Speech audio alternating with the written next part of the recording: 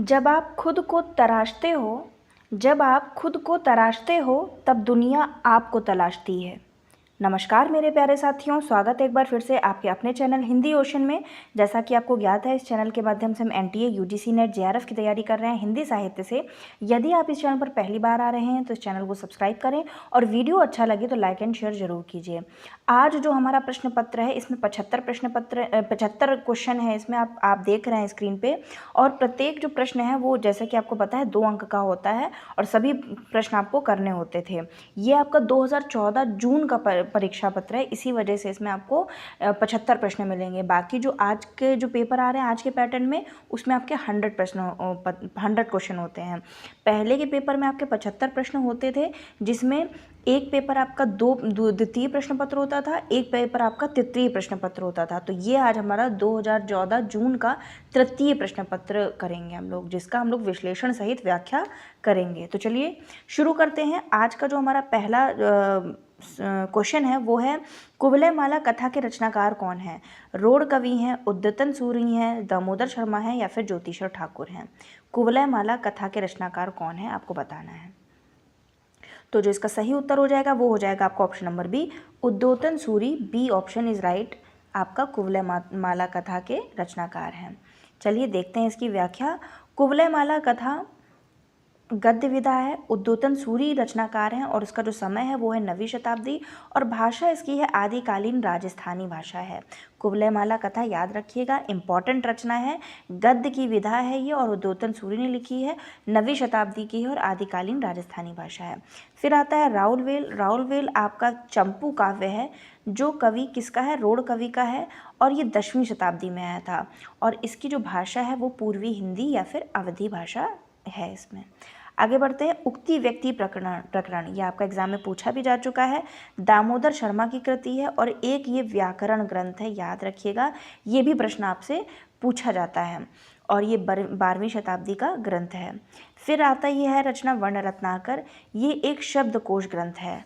वर्ण नाम से ही पता चल रहा है, वर्ण लिखा हुआ है, वर्ण अर्थात शब्द, तो शब्दकोश ये ग्रंथ है, ज्योतिषर ठाकुर का है, और ये 14वीं शताब्दी में आया था, और इसकी जो भाषा है वो है मैथिली भाषा।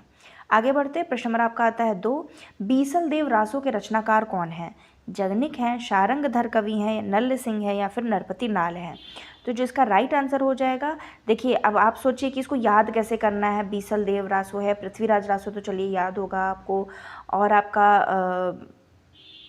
और हमीर रासो है, और भी आपके रासो काव्य हैं, तो उनको याद कैसे करना है। आप अपने मन में छोटी सी ट्रिक बना लीजिए, कोई ज़रूरी नहीं है कि आपको मैं ही बताऊं ट्रिक या फिर उसका निमोनिक, क्योंकि देखिए मैंने कैसे याद किया है। अब आपने सोचा कि जब मैं एमए में थी तब मैंने ही इसमें बीसल देव रासो के रचनाकार को याद किया, तो मैंने इस तरह से याद कर दिया, बीनर।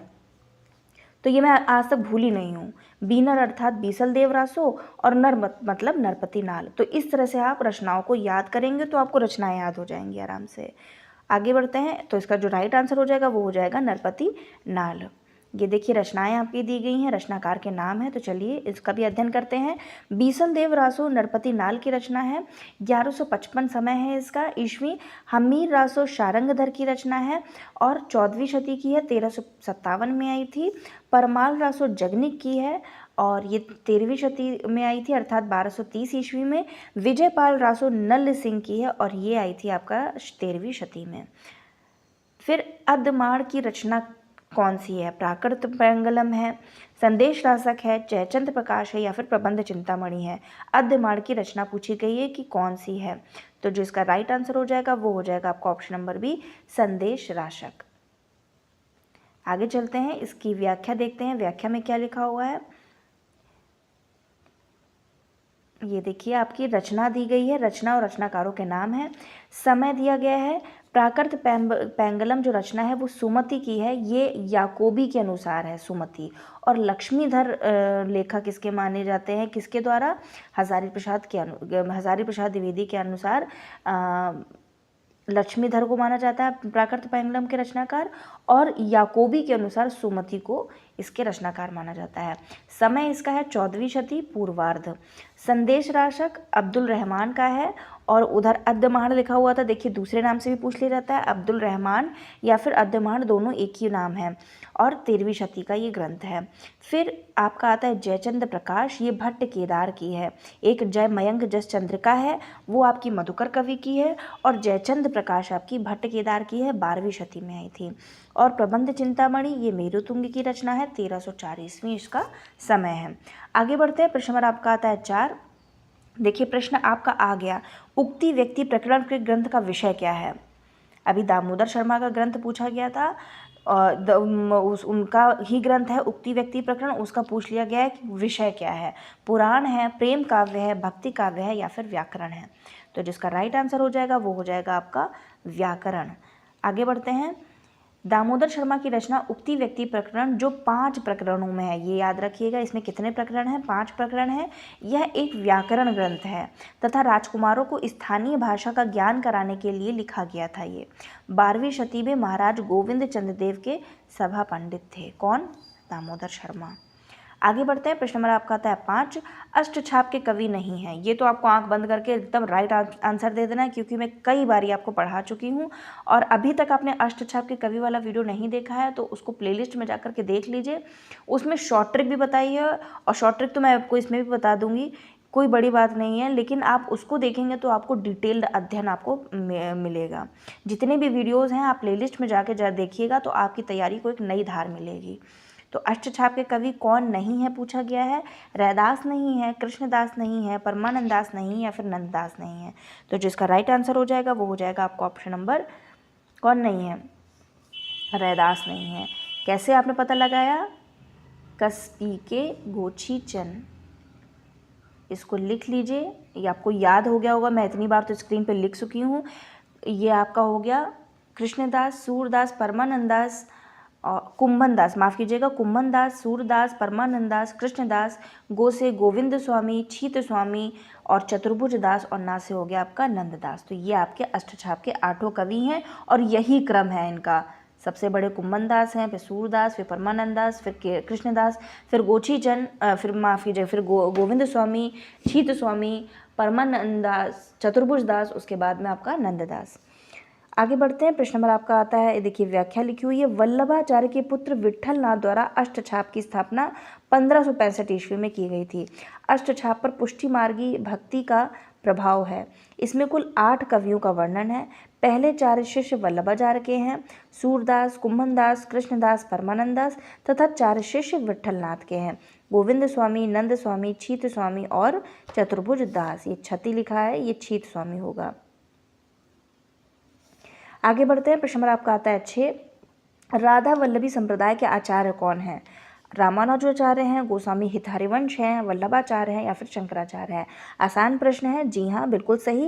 इसका जो राइट आंसर हो जाएगा वो हो जाएगा आपका option number B, Goswami Hitharivansh. Radha Vallabh Sampradaya, देखिए संप्रदाय सिद्धांत आचार्यों के नाम दिए गए हैं। राधा वल्लभी संप्रदाय के आचार्य हितहरिवंश हैं।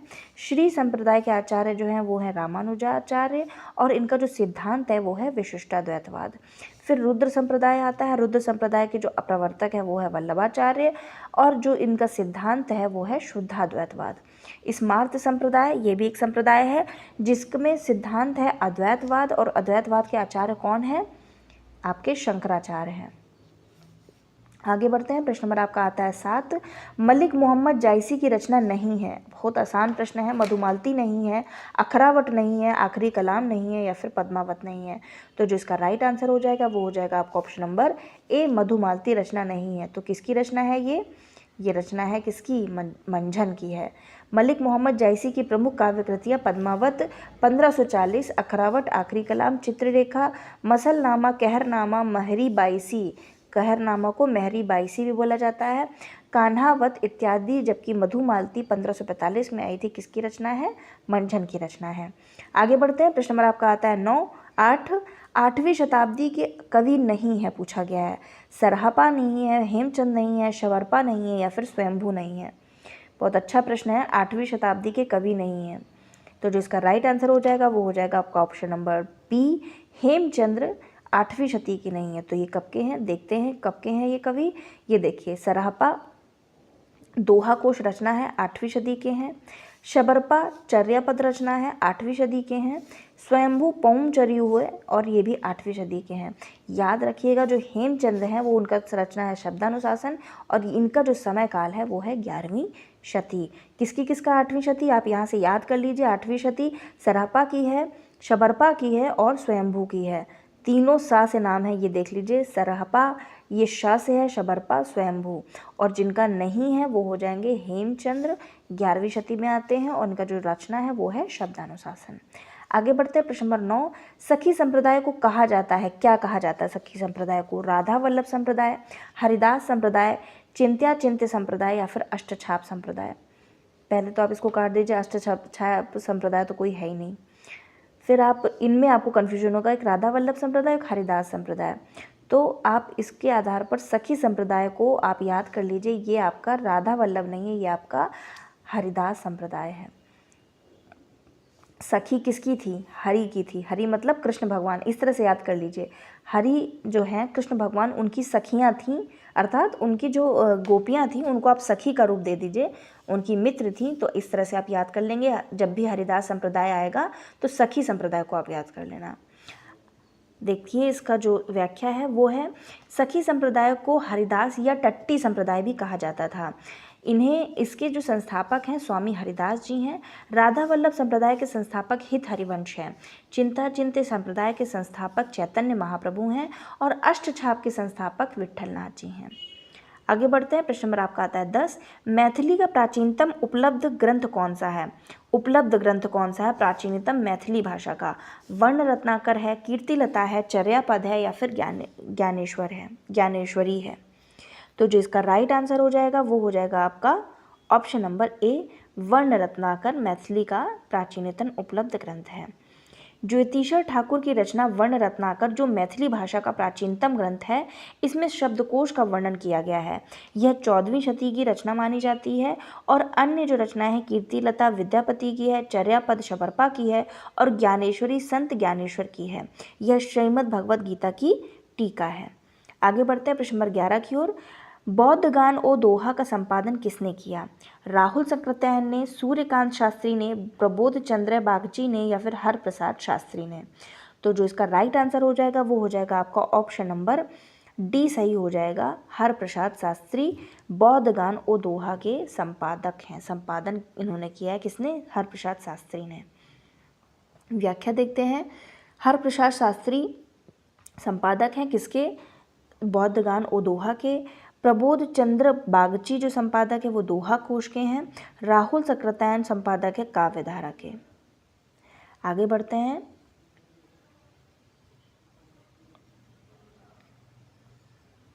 दोहा या दूहा किस भाषा का लोकप्रिय छंद रहा है? प्रश्न नंबर 12। दोहा या दूहा किस भाषा का लोकप्रिय छंद रहा है? तो जो इसका राइट आंसर हो जाएगा पाली, प्राकृत, अपभ्रंश या अवधि। तो इसका राइट आंसर है अपभ्रंश भाषा का दोहा या दूहा लोकप्रिय छंद रहा है।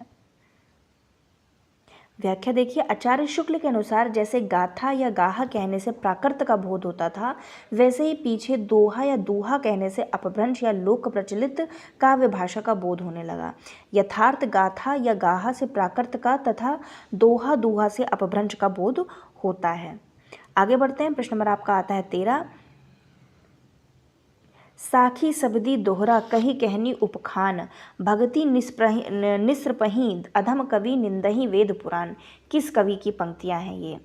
कबीर दास की हैं, भिखारी दास की हैं, तुलसीदास की हैं या फिर सूरदास की हैं। साखी सबदी दोहरा कही कहनी उपखान, भगति निस्रपही अधम कवि निंदही वेद पुराण। तो जिसका राइट आंसर हो जाएगा वो हो जाएगा आपका ऑप्शन नंबर सी, तुलसीदास इसका राइट है। आप निंदही वेद पुराण से तो कबीरदास ये मत कर दीजिएगा, आप याद रखिएगा इसके जो रचनाकार हैं वो हैं तुलसीदास। ये देखिए कुछ कुछ आपकी पंक्तियाँ दी गई हैं। संस्कृत है कूप जल भाषा बहता नीर। संस्कृत है कूप जल भाषा और बहता नीर, ये किसकी है? कबीरदास की है। ब्रज भाषा हेतु ब्रजवास ही ना अनुमानो, ऐसे कबिन की बानी हूँ सो जानिए, भिखारी दास की है। साखी सबदी निंदही वेद पुराण, ये तुलसीदास की है जो आपसे पूछा गया है प्रश्न में।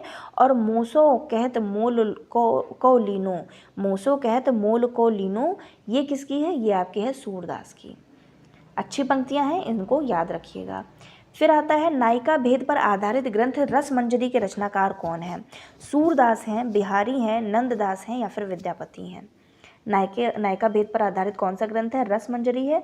और रसमंजरी के आपके पूछे गए हैं रचनाकार कौन है, तो इसका राइट आंसर हो जाएगा, वो हो जाएगा आपका ऑप्शन नंबर सी, नंददास हैं। किसके? रसमंजरी के। आगे बढ़ते हैं, प्रश्न नंबर आपका व्याख्या देखिए। नंददास की जो रचना है रसमंजरी, वो कब आई थी? 1550 ईस्वी में आई थी। ये रीति निरूपण संबंधी रचना है। इसमें नायिका भेद का वर्णन किया गया है। स्वकीय परकीय नायिका के भेदों के साथ 9 प्रकार की नायिकाओं का वर्णन किया गया है इसमें। किसमें? रसमंजरी में। किसकी कृति है ये? नंददास की। कब आई थी? 1550 में। इनकी अन्य रचना इस प्रकार हैं: रास पंचाध्यायी, सिद्धांत पंचाध्यायी, रूप मंजरी, विरह मंजरी और भ्रमर गीत इत्यादि। आगे बढ़ते हैं, प्रश्न नंबर 15। कृपाराम द्वारा रचित नायिका भेद की सबसे पुरानी पुस्तक कौन है? जो कृपाराम हैं उनके द्वारा रचित जो सबसे पुरानी पुस्तक है नायिका भेद पर आधारित है, वो कौन सी है? हित तरंगिणी है, फिर आपका आता है श्रुति भूषण है, उज्ज्वल नीलमणि है या फिर कर्णाभरण है। तो कृपाराम की जो कृति है वो है आपके ऑप्शन नंबर ए, हित तरंगिणी द्वारा रचित नायिका भेद की सबसे पुरानी पुस्तक मानी जाती है। व्याख्या: कृपाराम कृति हित तरंगिणी 1541 में आई थी। रीति निरूपण की पुरानी पुस्तक मानी जाती है।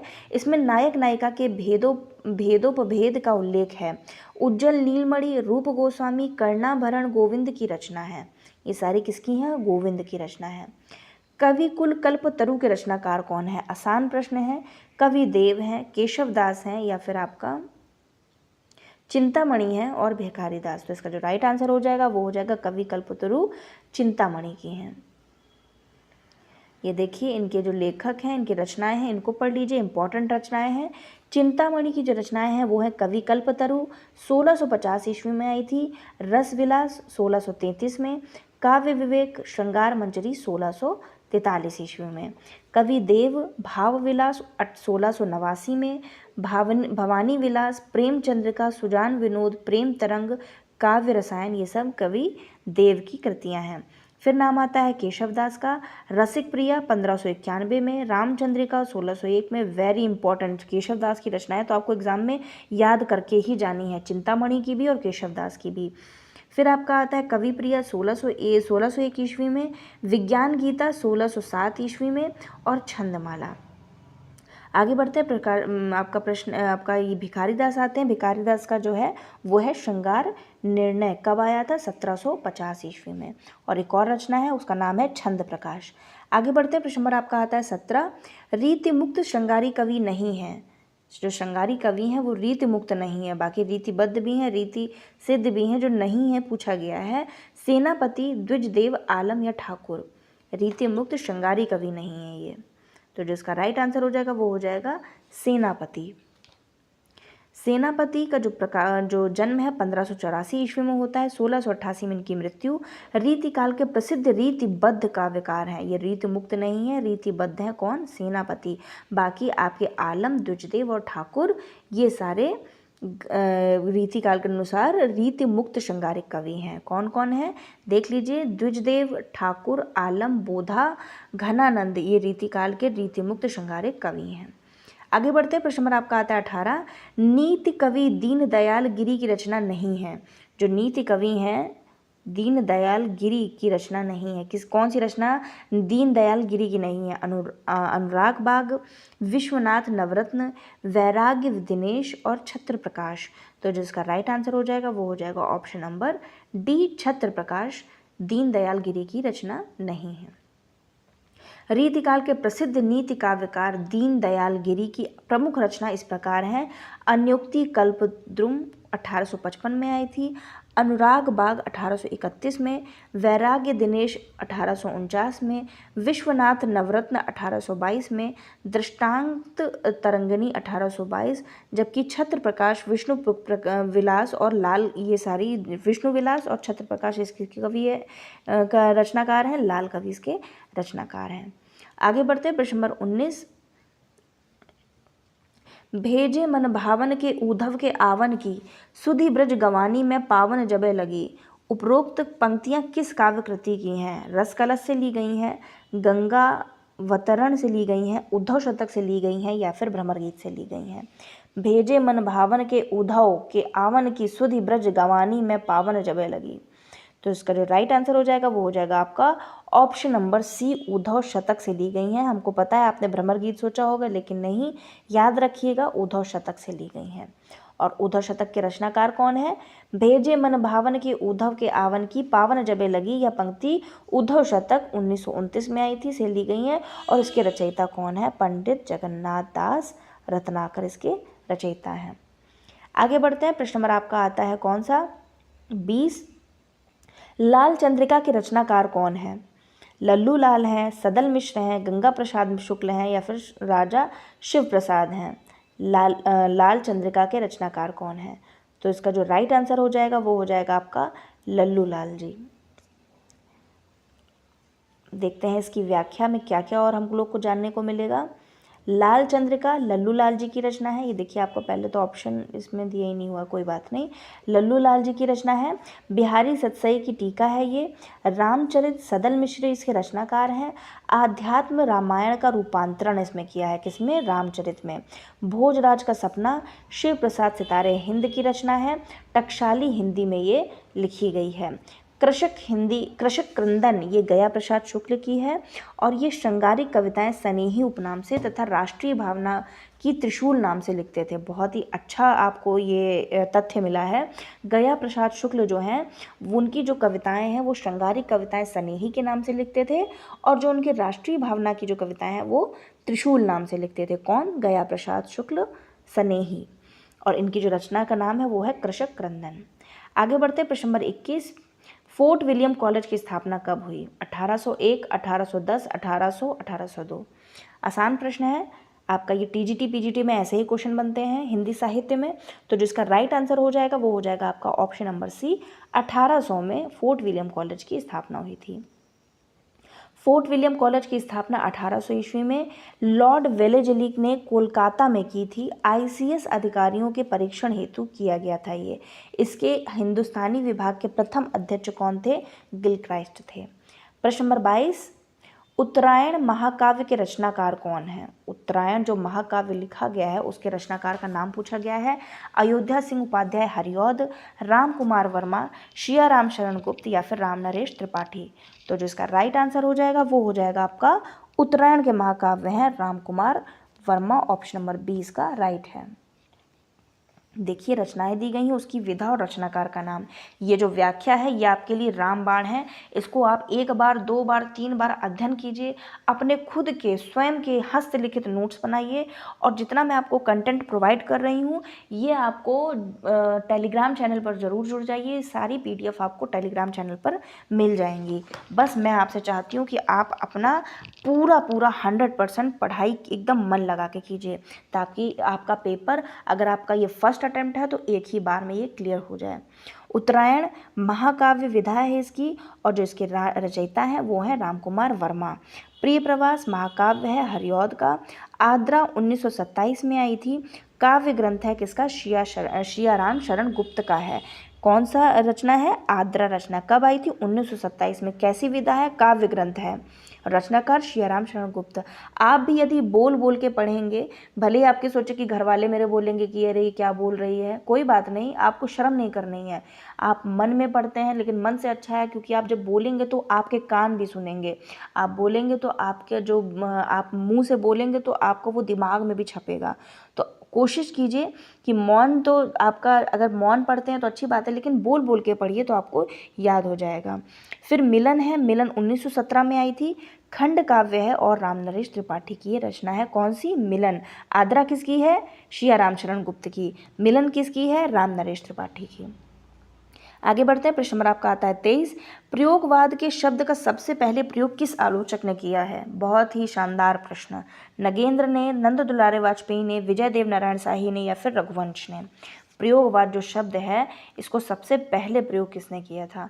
तो जो इसका राइट आंसर हो जाएगा वो हो जाएगा ऑप्शन नंबर बी, नंद दुलारे वाजपेयी। ये देखिए, कुछ वाद हैं, उसकी व्याख्या दी गई है। छायावाद का प्रवर्तक है मुकुटधर पांडे। प्रयोगवाद का प्रवर्तक है नंद दुलारे वाजपेयी, नई कविता के प्रवर्तक है अज्ञे। और नंद दुलारे वाजपेयी ने छायावाद को बैठे ठाले का धंधा कहा है। बैठे ठाले का धंधा कहा है नंद दुलारे वाजपेयी। कंफ्यूज मत होइएगा, नंद दुलारे वाजपेयी ने छायावाद को बैठे ठाले का धंधा कहा है। और एक रचना है आपकी कौन सी, ठेले पर हिमालय, ये किसकी रचना है?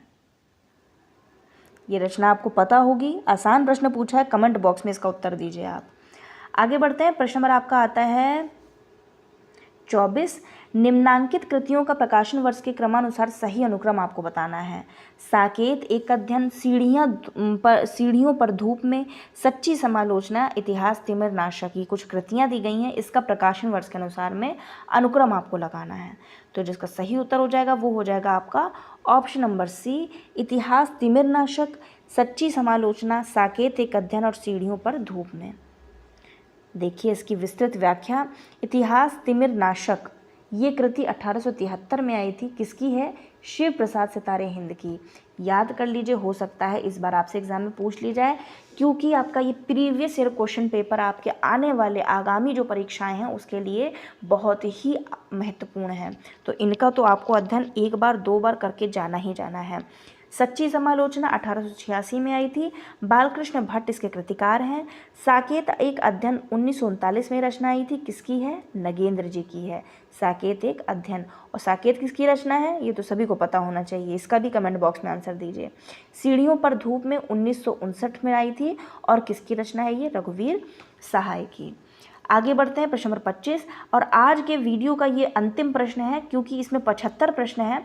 हम चाहते हैं कि आपको थोड़ा थोड़ा करके 25-25 के ये भाग 3 इसमें आएंगे। ये तो आपका फर्स्ट हो गया, फिर पार्ट 2 आएगा, फिर पार्ट 3 आएगा, 3 पार्ट आएंगे। और आपका 2014 का तृतीय प्रश्न पत्र जिसमें आपके 75 प्रश्न हैं वो आपके कंप्लीट हो जाएंगे। इसमें टाइम क्यों लग रहा है? चाहूँ तो मैं आपको 75 के क्वेश्चन पढ़ दूँ और उसका आंसर बता दूँ, क्योंकि हम व्याख्या भी पढ़ रहे हैं साथ साथ में। तो ये आपका विश्लेषण के सहित में व्याख्या हो रही है, तो ये आपका एक गहन अध्ययन होगा। तो ऐसे ही आपको previous year question paper solve भी करना चाहिए। तो इसका जो पढ़ते हैं क्वेश्चन है, रघुवीर सहाय की कृतियों का प्रकाशन वर्ष के अनुसार में सही अनुक्रम आपको बताना है। आत्महत्या के विरुद्ध, हंसो हंसो जल्दी हंसो, लोग भूल गए हैं, कुछ पते कुछ चिट्ठियाँ। ये बहुत सारी कृतियाँ रघुवीर सहाय जी की और बहुत ही सारी कृतियाँ आपकी बहुत अच्छी हैं। तो जिसका राइट आंसर हो जाएगा वो हो जाएगा आपका ऑप्शन नंबर ए। सबसे पहले आत्महत्या के विरुद्ध आई, हंसो हंसो जल्दी हंसो, लोग भूल गए हैं और कुछ पते कुछ चिट्ठियाँ। ये देखिए इसका जो रचना है ये कब आई थी, इनको आप लिख लीजिएगा एक जगह पे। सीढ़ियों पर धूप में 1960 में आई, आत्महत्या के विरुद्ध 1967 में आई, हंसो हंसो जल्दी हंसो 1975 में आई, लोग भूल गए 1982 में आई और कुछ पते कुछ चिट्ठियाँ 1989 में आई। 1960, 1967, 1975, 1982 और 1989। सीढ़ियों पर धूप, आत्महत्या, हंसो हंसो, लोग भूल गए, कुछ पते कुछ चिट्ठियाँ। तो ये आज के हमारे पूरे 25 प्रश्न थे। आप आई होप आपको ये क्लासेस बहुत अच्छी लग रही होंगी। आप एक लाइक दीजिए, कमेंट कीजिए, अपनी प्रतिक्रिया जरूर व्यक्त कीजिए और जो मैंने आपसे आपको क्वेश्चन पूछे हैं उसका आंसर भी दीजिए उसके बाद में। और आप क्या करिए, आपको धीमे धीमे करते हुए सारी चीज़ों को, ऐसा नहीं है कि आप सुबह से लेकर शाम तक कॉपी किताब खोले हुए हैं, आप थोड़ा पढ़िए लेकिन आपको उसको मस्तिष्क में बैठा लेना है। और जब आप कोई भी एक्स्ट्रा काम कर रहे हैं, चाहे वो घर की गृहिणियाँ हों, चाहे वो स्टूडेंट हो, चाहे वो कोई भी हो, तो उसको आपको जब आप मान लीजिए कुछ भी काम कर रहे हैं घर का या फिर आपको, तो उसको माइंड में सोचिए कि इसके रचनाकार कौन है। कुवलय माला कथा, अच्छा इसके रचनाकार कौन है। तो आप ऐसे जब याद करेंगे और याद करने की कोशिश करेंगे तो इसको कहते हैं रिकॉल। जब आप रिकॉल करते हैं तो आपको चीज़ें आप भूल जाते हैं, फिर आप कॉपी देखिए, फिर आप उसको पढ़िए, उसके बाद में आप ये भूलेंगे नहीं। तो ये आपको कला आनी चाहिए, क्योंकि ये आपका एक तरीके से स्टैटिक पोर्शन है। जब तक आपका 40% आपके दिमाग में नहीं होगा तब तक आप इस पेपर को क्लियर नहीं कर पाएंगे। तो इसी वजह से जितना अभ्यास करेंगे उतना ही आपके लिए अच्छा होगा। वीडियो अच्छा लगा हो तो लाइक कीजिए, कमेंट कीजिए एंड शेयर कीजिए। वीडियो देखने के लिए आप सभी का बहुत बहुत धन्यवाद।